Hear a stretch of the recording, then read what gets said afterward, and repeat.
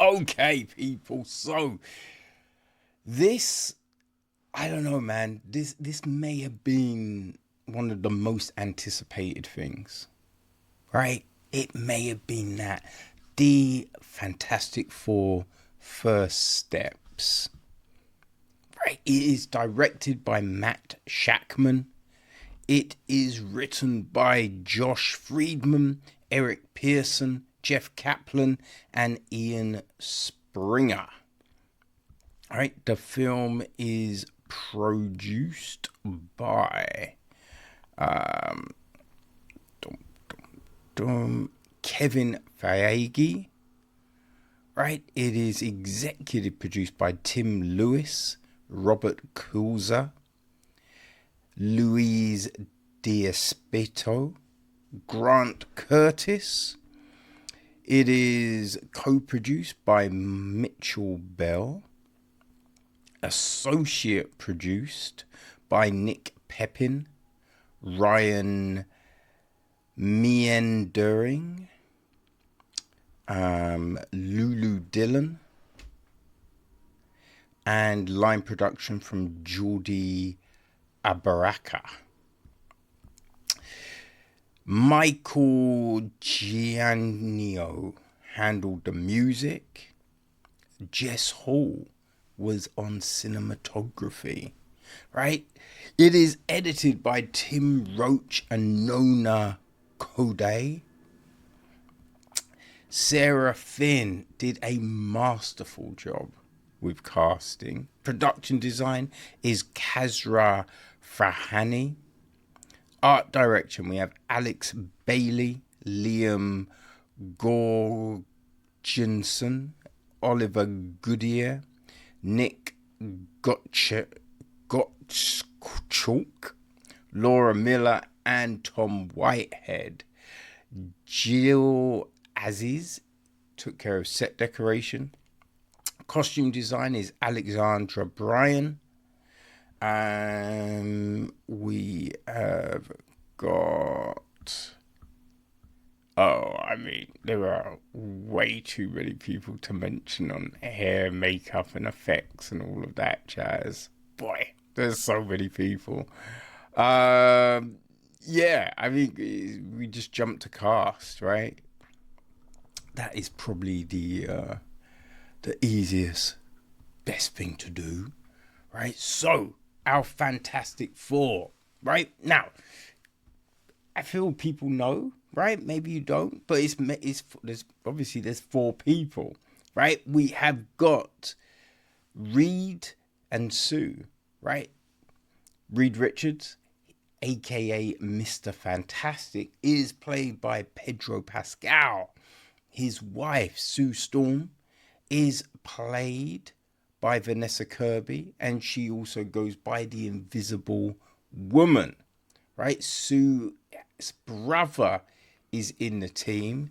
That is Johnny Storm, aka the Human Torch, and he is played by Joseph Quinn, right? And Johnny Storm, his best friend is Ben Grimm, aka the Finn and the Thing, right? And he is played by Ebon Moss-Bachrach. We have then got we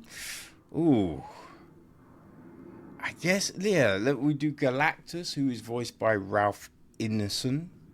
His Herald, the Silver Surfer, is played by Julia Garner. We've got Mole Man up in the spot, right? He is played by Paul Waterhauser. There is Lynn Nichols, who is the Chief of Staff for the Fantastic Four. She's played by Sarah Niels, who seems to have popped up all over the spot, right? She was in F1 just the other month, right? She's all over the place. We've got Rachel Rosman, played by Natasha Lyonne. I don't know if that's a new character, right? Because I feel it is, because I know there is a love interest, but I feel that the name was different. I may be wrong, right? I may be wrong. We have Ted Gilbert, the show host, the David Letterman of the piece, let's say. He's played by Mark Gatiss. Herbie is voiced by Matthew Wood, right? I think that really is our main lot of cast, right? We got Alex Hyde White as an ABC newscaster. William Russell, the Channel 9 newscaster. Carolyn Haynes is played by Rebecca Stabb. The Boston newscaster is played by Matthew Zickel. Yeah, that's the main lot of people. But we also have, I should point out, Franklin Richards, the new addition to the family, played by Ada Scott, right? So, what is this all about? I mean, there's so much here, right? Set against the vibrant backdrop of a 1960s inspired retro-futuristic world, Reed Richards, Sue Storm, and Johnny Storm and Ben Grimm, as they face the most daunting challenge yet. Forced to balance their roles as heroes with the strength of their family bond, they must defend Earth from a ravenous space god called Galactus and his enigmatic herald, Silver Surfer.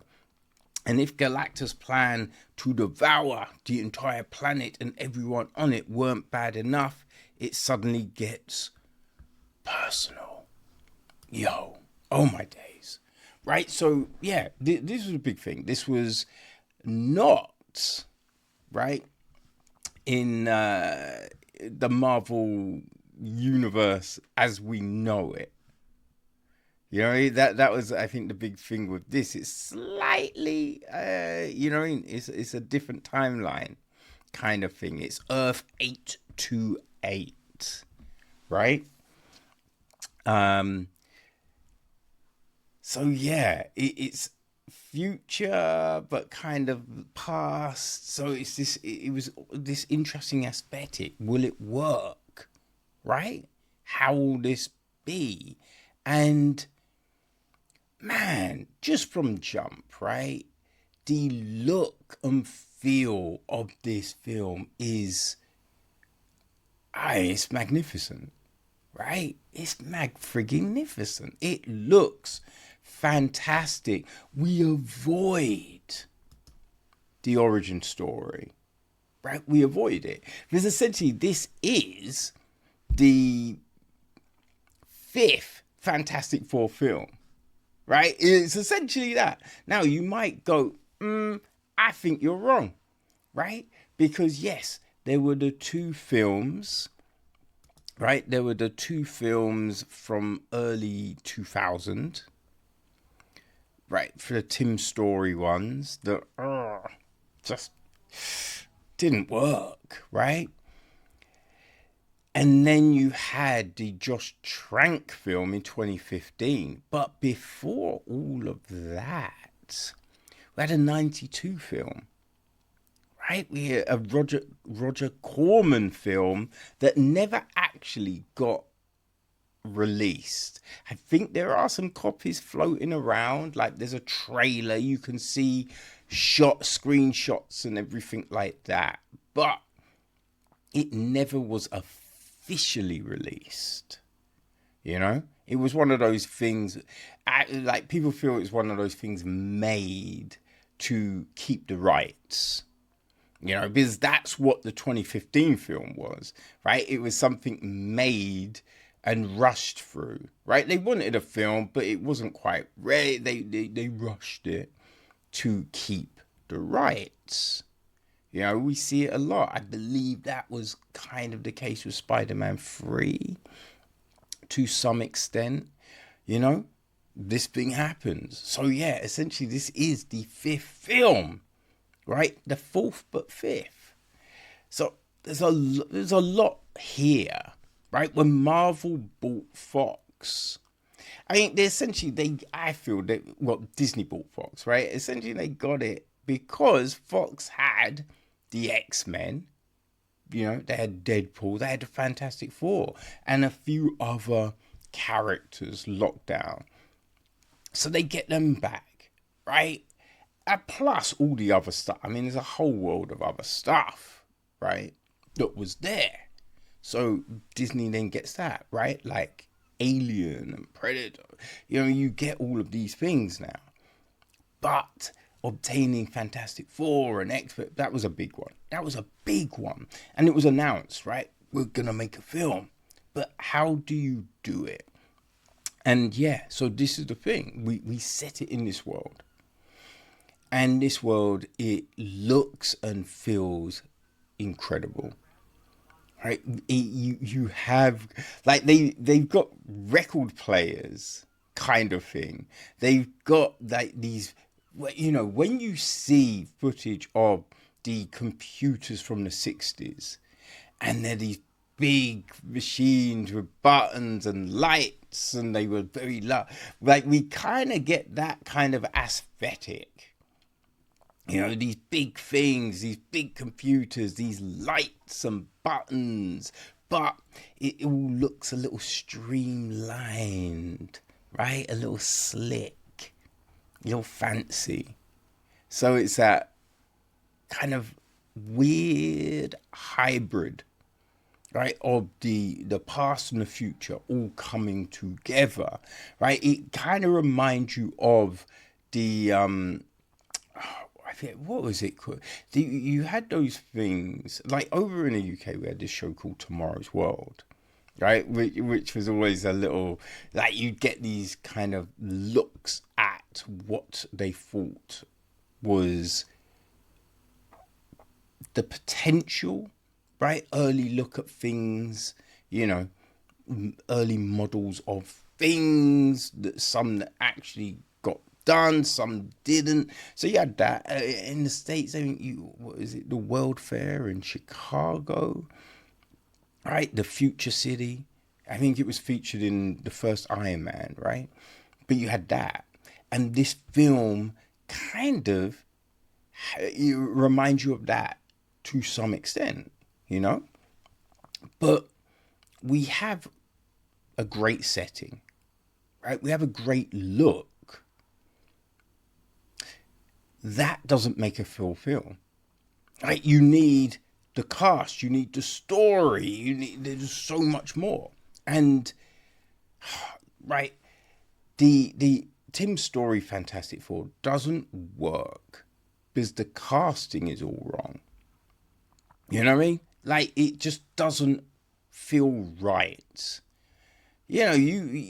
Some people might go, the actors aren't very good.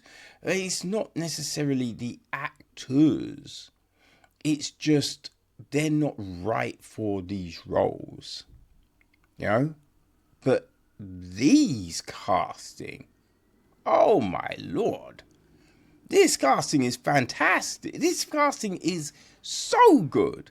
And the joy of it as well. Like, Pedro Pascal,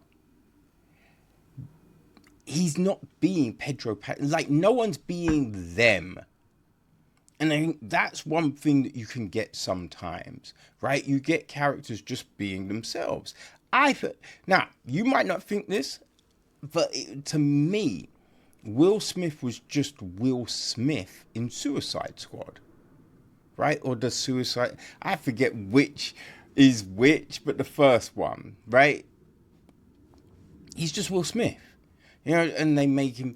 Deathstroke doesn't take off his mask. But they take off the mask because it's Will Smith, and they want to show it's Will Smith. But it's essentially Will Smith being Will Smith rather than creating, a character. And we get it all the time where people are just themselves. I mean, you get it a lot. definitely in voiceover work, but there's times when, I mean, Johnny Depp fell into that Jack Sparrow trap for a little while, right? He then made some other films, Rum Diaries, you know what I mean, which was so good. And he then shows everyone, I can be different, right? But yeah, a lot of times we get people being themselves, but here, we had people creating these characters, creating Reed, Sue, Johnny, and Ben. And that was such a joy to witness. It really was. Ah, boy. It was magic, man. It was magic, right? Just the cadence, right? Just the cadence of Reed.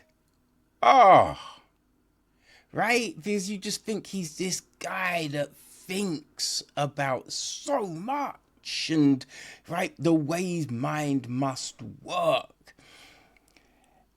Like, so you just like, oh, that he nailed it. It was just like, yes. Oh boy. You know what I mean? So that was good. And all these characters did a fantastic job. But the other big thing, and that one of the most important things, because this is a family, right? So they have to work together. They have to feel like a family. And they did. Oh, they did. And that was, man. Like, just having them interact in the kitchen, you know what I mean? Tasting food, Johnny sticking his finger in, Ben being like, yeah, the crazy thing was that Ben's like, don't dip your finger in, Johnny. But then when he's just like, I need to add more garlic, he crushes the garlic with his hand. I'm like, yo, you know what I mean? You're complaining about one thing, but then you're kind of doing the same thing, Ben, right? But anyway, right? So all of these things work tremendously well, right? We kind of get a little overview of who they are at the very start, because it's the anniversary. It's the 4-year anniversary of, you know, how they became the Fantastic Four, and they're doing a talk show. So we get this monologue kind of thing, which I just thought was genius, because it just let you know all the salient points without having to devote 40 minutes to this thing. You know what I mean? And in it, like, we get like the Mole Man and these other, you know, characters, these other parts of the Fantastic Four lore. I wasn't expecting to see Mole Man, right? And I just, oh my days, what we got, right? The way we got Mole Man from Paul Walter Hauser was, it was I keep on saying tremendous and fantastic. I know other words, but I don't. These are the ones that keep on jumping to my head. But it was so good, right? It was so good. I loved what they did with that. You know what I mean? I love what they did with that. You know, just introducing these other elements of it all. I think one big thing with this film, right, was people just like, what the fuck with the Silver Surfer? That ain't a Silver Surfer, right? Silver Surfer is Nomad Rand Nomad, right? Something like that, right? And, you know, it's funny because I literally had this conversation with a friend at work the other day, because, you know, there have been different iterations, right? The Galactus has had numerous different heralds, you know? So actually having Julia Garner as the Silver Surfer it wasn't a crazy thing. It wasn't a crazy thing. It does make sense, and it works. It works so well in the film. It really does work really well in the film. What they do with that whole thing, right? Just the way we see Galactus. Oh man! Like at first, you don't. He's kind of in the shadows. Right, you kind of, well, that might be my shitty eyes, but it looked like we just kind of got an outline of him, right? You saw the glowing eyes and so it's just these things, right? It's the way it was all introduced. It's the way it was layered. And another big thing with this film, right? It's kind of like we have this family drama, but it's also, we kind of get this wartime film as well, right? Because when the whole Galactus thing is going down, the film then feels a bit like a World War One, a World War Two film, right? When they're talking and being like, yo, we gotta go and use the shelters. How are we gonna get ready? What are we gonna do? It felt like that. You know, you might call me crazy, but that's the vibe I was getting. You know what I mean? And it works so well. It works so well. You know, it's a film that gives people their moments to shine too. There's a speech by Sue that just resonates so well. It's so impactful. You know? It's so impactful without coming off as cheesy and trite. Because you're just like, how do they now change the narrative on this?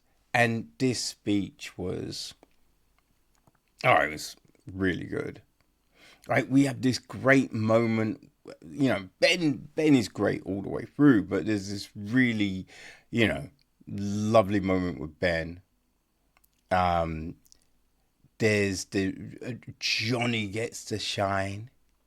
Right, again, Johnny's good all the way through, but hey, there's this moment where it's just like Johnny ain't just an airhead, right? So we get that, and we also have him like do this other thing, and it's just, yeah. So we have these, and it's just that family dynamic between Sue and Reed, that is a beating heart through this film. It's a beating heart, and then you've got the baby Franklin, and just the use of the powers. It fits together.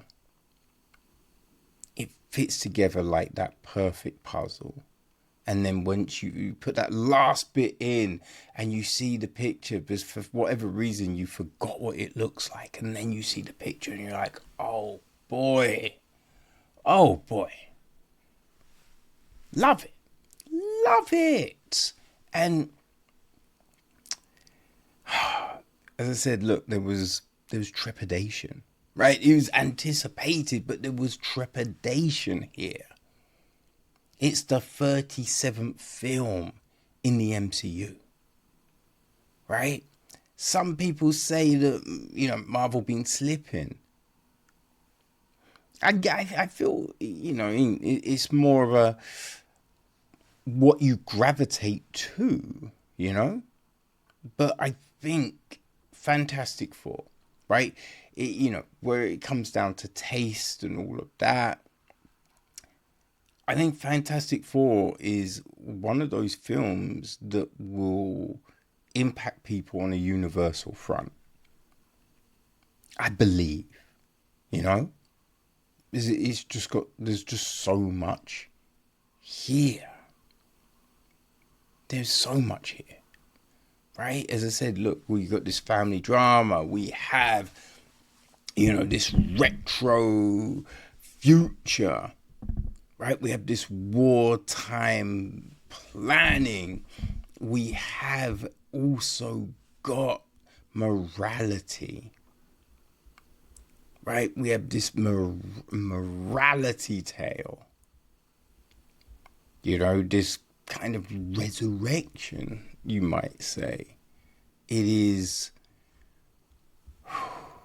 yeah, it's going to speak to you. It's going to speak to you, people. I loved it. I mean, I feel you probably got that straight away. You know what I mean? This film, I kind of feel right now, you know, and it might be recency bias, I don't know. But I kind of think this might be the best thing, if not one of the best things I have seen so far this year. That's what I believe.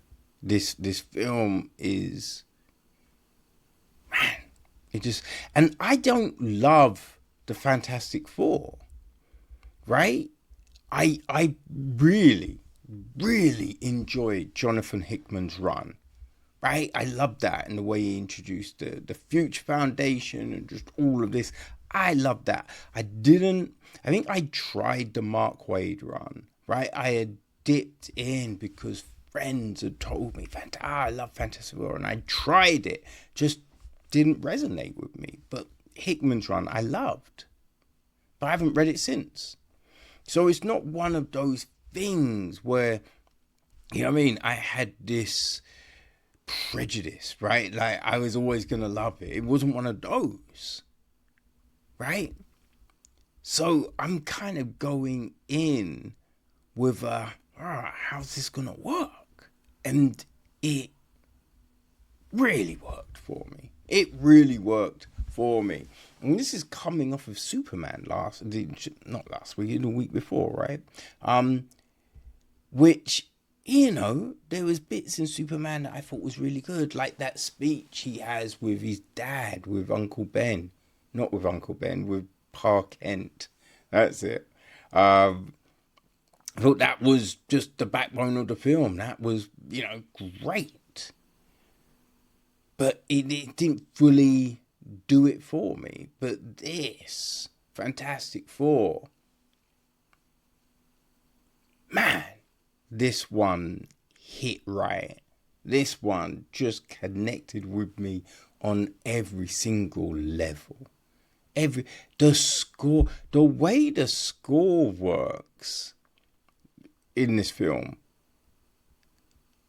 so good, right? It's not that mood score, but it's just setting a tone, right? And sometimes I'm like, let the dialogue do the thing. But yeah, you have these scenes and Reed talking and doing this, and then you've got this music playing underneath it, and I'm just like, you know what? I ain't mad at it, man. I ain't mad at it.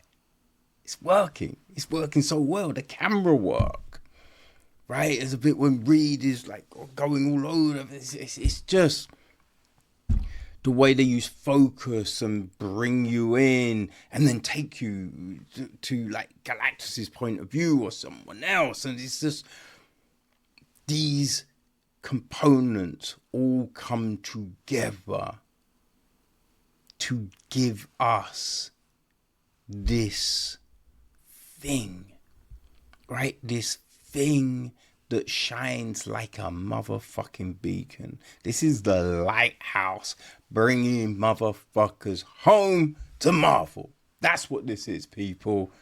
And listen, there are 2 end of credit scenes, right? So the credits will run and then we get a scene. And the first one, the first, like, it's nothing too crazy. Let me just say, it has you going, oh my God. Oh, it was like, boom. Now, the last one that literally plays after, at the end of all the credits, right? That's just a little bit of fun, you know? It's not a must-see, but it's just a little bit of fun.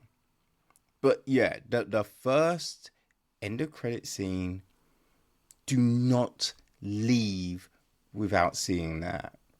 Do not leave without seeing that, because it's gonna get you so amped for what's to come. And that's all I can say, people. That's all I can say. I know this for sure. I'm going to the cinema to watch this again. So yeah, the Fantastic Four first steps. They did it right.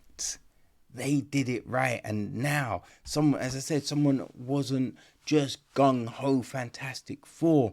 I want more. Right? I want to see how these characters permeate the MCU. I want to see their footprints throughout this universe. I want to see more stories. I wanted to see more stories in the MCU. This has got me so fucking excited for what's next. So yeah, people, this is just my views on the Fantastic Four. I want to know how did it hit you? What did you think? Right? Are you riding with it? Are you like, I prefer Tim Story's take? Right? Do you think these characters worked? What did you think of Mole Man? What did you think, people? Let me know. Right? The Fantastic Four first steps.